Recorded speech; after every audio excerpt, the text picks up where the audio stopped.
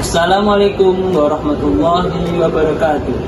Perkenalkan, nama saya Muhammad Zaki Maulana dari Prodi Manajemen Pendidikan Islam Sekolah Tinggi Agama Islam Ki Haji Muhammad Ali Shodiq, Munut Tulungagung.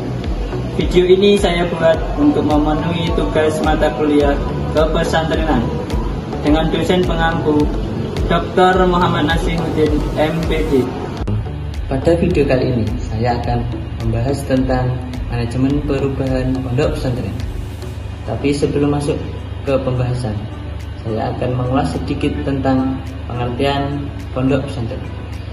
Pondok pesantren merupakan lembaga pendidikan Islam yang konsisten berkontribusi kepada agama, bangsa, dan negara.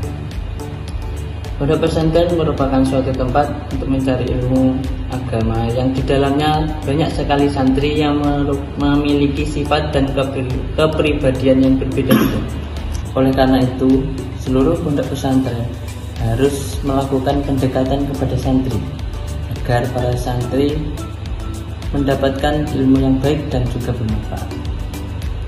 Pada zaman dahulu, pondok pesantren memiliki banyak sekali peminat yang dulunya hanya pondok salaf atau hanya mengaji kitab. Namun perkembangan zaman, pondok pesantren yang di dalamnya ada lembaga formal itu lebih banyak peminatnya, dan pondok salaf mulai tertinggal. Oleh karena itu, langkah yang harus dilakukan oleh pondok pesantren adalah dengan cara melakukan penyesuaian dan perubahan agar pondok pesantren tidak tertinggal dengan perkembangan zaman pada saat ini.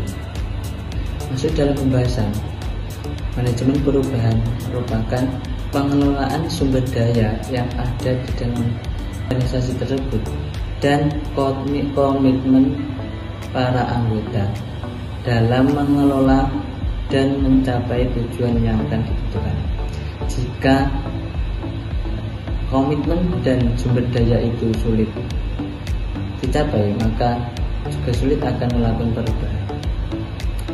Perubahan di sini mencakup dengan strategi, bentuk organisasi, dan budaya serta kebijakan sebagai dampak dari perubahan lingkungan.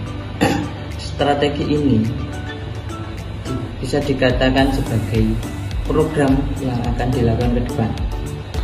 Bentuk organisasi bisa disebut dengan struktur dalam organisasi. Budaya adalah kebiasaan atau nilai-nilai yang terkandung dalam organisasi tersebut. Serta kebijakan ini akan berdampak kemajuan dalam organisasi tersebut. Adapun mengenai unsur-unsur perubahan itu ada 4. Yang pertama yakni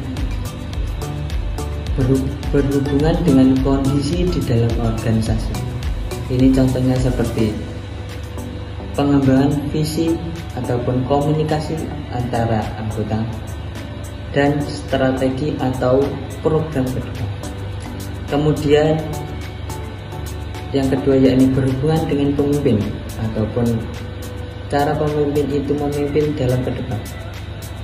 Selanjutnya yakni kemampuan para anggota dalam mengemban tugasnya. Selanjutnya yakni komitmen ini berhubungan dengan kesepakatan para anggota untuk melakukan tugasnya ke depan. Dalam melaksanakan manajemen perubahan juga harus ada strategi perubahan, yang mana strategi ini untuk mendorong suksesnya proses perubahan dalam organisasi tersebut yang berdampak besar pada organisasi itu. Salah satu strateginya yakni strategi pengarahan yang dilakukan oleh seorang pemimpin dalam melakukan perubahan. Strategi ini lebih menekankan atau memaksa para anggotanya untuk ikut kepadanya, namun ia tidak melibatkan orang banyak,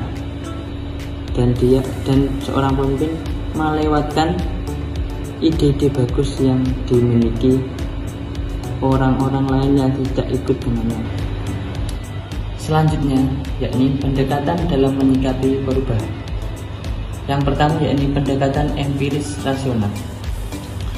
Pendekatan ini merupakan suatu dorongan dalam diri untuk mengadopsinya dalam diri dan lingkungan.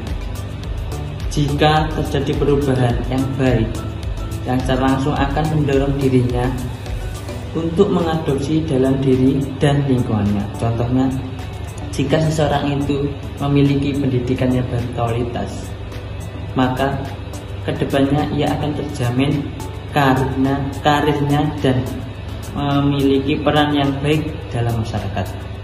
Selanjutnya yakni pendekatan kekuatan koersif. Model pendekatan ini lebih menekankan kekuatan individu atau sistem yang dapat mendorong terjadinya perubahan. Pendekatan ini cenderung cepat, namun jika tidak dilakukan dengan matang, maka manfaatnya tidak akan bertahan dengan lama. Selanjutnya yakni tahap-tahap perubahan. Tahap-tahap perubahan merupakan tujuan tertentu yang dapat berupa upaya penyesuaian terhadap perubahan lingkungan.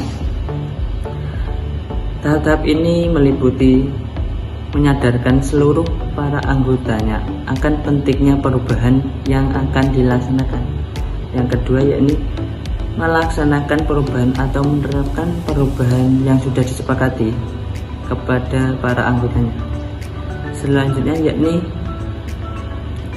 menstabilkan situasi setelah perubahan dilaksanakan. Sekian penjelasan kali ini. Banyak salahnya, saya mohon maaf, dan semoga membawa manfaat. Wassalamualaikum warahmatullahi wabarakatuh.